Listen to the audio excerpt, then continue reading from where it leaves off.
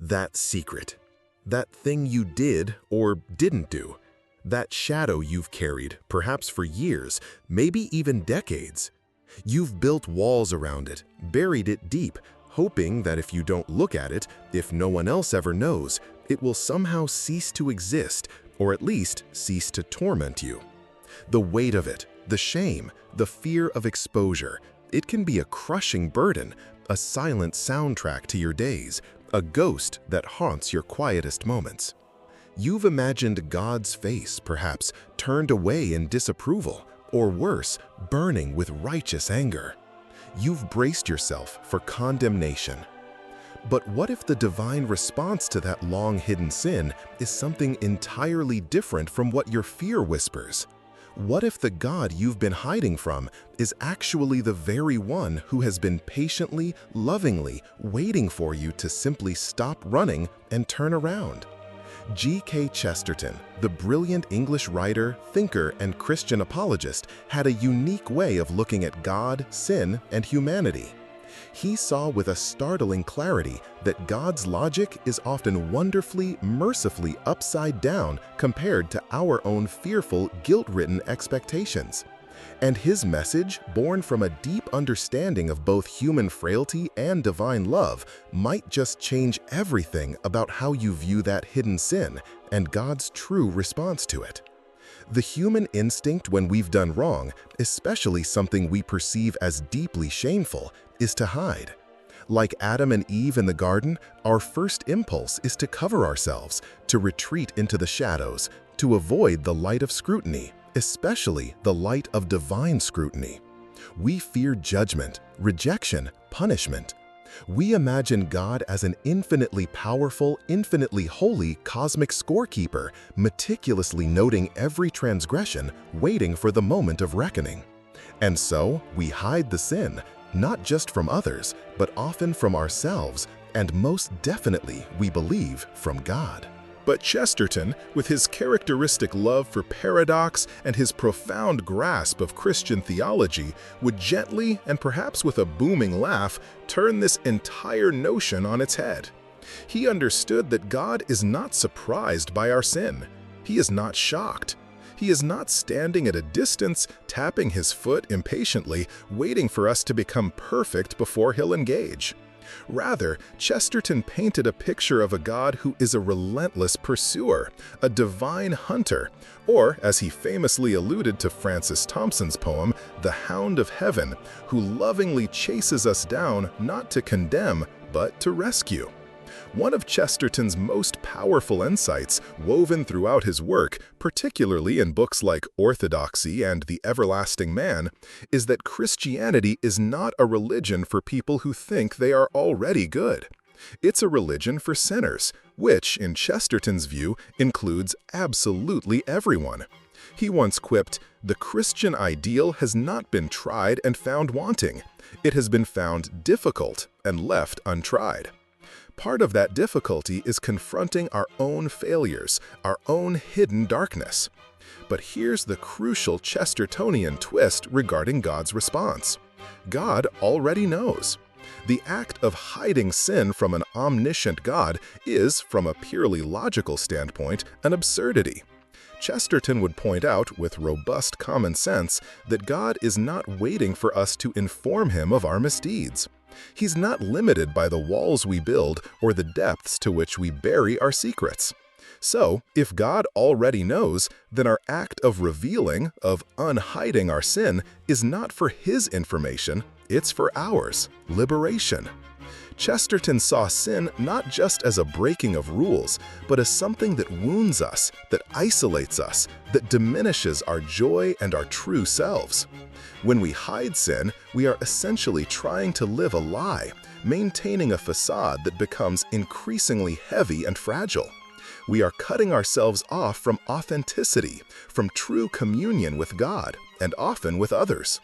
God's desire, in the Chestertonian view, is not primarily to punish the sin, but to heal the sinner, to restore the broken relationship, to bring us back into the light where true joy and freedom are found. He might illustrate it with one of his beloved paradoxes. It is often in acknowledging our deepest darkness that we find the brightest light. It is in admitting our profound weakness that we tap into an unshakable divine strength. The response of God to your hidden sin, then, is not the cold shoulder of rejection you fear, nor the fiery wrath you anticipate. It is more likely an invitation, an outstretched hand, a patient waiting. Imagine, as Chesterton might, a child who has broken a precious vase.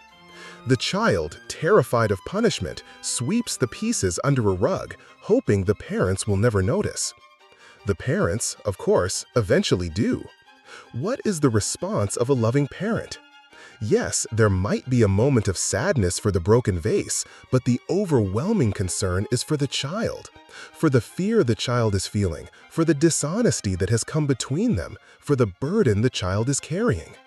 The primary desire is to reassure the child of their love, to help them clean up the mess, and to restore the open, honest relationship. God, in Chesterton's expansive view, is infinitely more loving and understanding than even the best human parent. He sees the broken pieces we've hidden. He sees the fear and shame that keep us from coming forward. And his response is not, "Aha, caught you," but rather, "My child, I know. I love you. Let's deal with this together. Let me help you clean this up so you can be free." Chesterton championed the concept of confession in his Catholic tradition, but the principle applies more broadly to any act of bringing sin into the light before God. He saw it not as a humiliating ordeal, but as a profoundly sane and liberating act. It was like opening a stuffy, dark room to fresh air and sunlight. The darkness, the hidden sin, cannot survive in the light of God's presence when that presence is understood as merciful and healing. The hiding is what keeps the wound festering. The revealing, however painful in the moment, is the first step towards healing.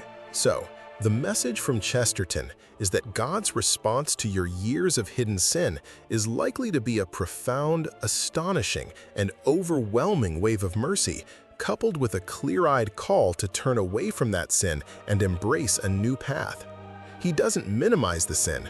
Chesterton had a very robust sense of right and wrong, but he had an even more robust sense of God's infinite capacity to forgive and restore those who turn to him in genuine repentance. The sin is serious, yes, but God's love and mercy are infinitely more powerful. The years you spent hiding it were years God spent patiently waiting, longing for you to trust him enough to bring it into his light. This isn't just theological poetry. It has profound implications for you right now, if you are that person carrying a hidden sin, a long-held secret that eats away at your peace. Maybe you're thinking, "But my sin is too big, too shameful. God could never forgive this." Chesterton would argue that there is no sin so big that God's mercy cannot encompass it. In fact, he might even suggest, paradoxically, that the depth of our sin can become the occasion for experiencing the even greater depths of God's grace. The sicker the patient, the more opportunity for the divine physician to show his healing power. Your perception of the sin's magnitude does not limit God's capacity for forgiveness. "I've hidden it for so long, it's too late, I've made my bed." For Chesterton, Christianity is the religion of the second chance, and the third, and the 70 times 7th. The prodigal son was welcomed home not after a brief jaunt, but after a long period of wasteful living. The length of time you've hidden the sin doesn't disqualify you from mercy. It perhaps only makes the eventual relief even sweeter. God's time is not our time. His invitation to return is always open. If I bring it to light, the consequences will be unbearable. This is a real and understandable fear. Bringing sin to light can sometimes have earthly consequences. And Chesterton was no Pollyanna. He understood the brokenness of the world. However, the spiritual consequence of continuing to hide sin from God is a continued separation, a festering wound, a life lived under a shadow. God's primary response is to offer spiritual healing and reconciliation with him. He may also give you the strength and wisdom to face any earthly consequences with integrity and support. The peace of being right with God often outweighs the fear of other repercussions. And sometimes, the feared consequences are far worse in our imagination than in reality, especially when faced with honesty and humility. I'm not worthy of forgiveness. I don't deserve it. Chesterton would bellow a joyful precisely. Forgiveness, by its very nature, is not something we earn or deserve. If we deserved it, it wouldn't be grace, it would be wages. God's forgiveness is a gift offered freely out of His boundless love, not because of our merit, but in spite of our demerits. The feeling of unworthiness is, ironically, often a prerequisite for truly grasping the astonishing nature of grace. So, what might God's response feel like practically if you were to finally lay down that burden? Drawing from Chesterton's worldview, it might feel like the lifting of a physical and spiritual weight you didn't fully realize you were carrying until it's gone. The end of the exhausting performance of hiding. A surprising gentleness. Instead of the expected condemnation, you might encounter a profound sense of being understood, accepted, and loved despite your failing. A flood of peace. The cessation of that internal war, the quieting of the accusatory voices, replaced by a quiet assurance of forgiveness. A newfound freedom. The ability to live more authentically without the constant fear of exposure. Freedom to grow, to change, to move forward. A call to restoration. Not just forgiveness for the past, but an invitation to rebuild, to heal, to make amends where possible, and to walk in a new way, guided by God's grace rather than driven by your hidden shame. A reawakening of joy. Chesterton saw joy as central to the Christian experience. The release from hidden sin opens the door to a genuine, unburdened joy that may have been suppressed for years. The act of finally bringing that sin into the light, whether through prayer directly to God, through a sacrament like confession if that is your tradition, or by confiding in a trusted spiritual mentor, is an act of profound courage.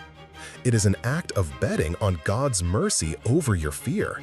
And Chesterton would argue that this is always a winning bet. God isn't interested in rubbing your nose in your past failures. He's interested in your future, in your healing, in your wholeness, and in restoring you to the joyful relationship He created you for. The hiding was the prison. The revealing to Him is the key to the cell door. G.K. Chesterton, with his robust faith and paradoxical wisdom, assures us that the God we often try to hide from is, in truth, the very home our hearts are seeking. The sin you've hidden for years, the one that whispers condemnation in your ear, is not a barrier too great for His love, nor a stain too deep for His mercy. His response is not one of shock or disgust, but one of profound, patient, pursuing love, an invitation to step out of the shadows and into the healing light of His grace. It's a truth that can feel too good to be true, especially when shame has had a loud voice for so long. But it is the very heart of the good news that Chesterton so joyfully proclaimed. What about you? Have you ever carried the burden of a hidden sin, fearing God's response? If you've experienced the relief of bringing such a thing into the light, what did God's response feel like to you? How does Chesterton's perspective perhaps challenge or encourage you today? Share your reflections or experiences in the comments below. Your story of finding freedom might be the very thing someone else, still hiding in the shadows, needs to take that courageous step towards the light. Remember, the divine physician is far more interested in healing your wounds than in cataloging your scars. The invitation is always open.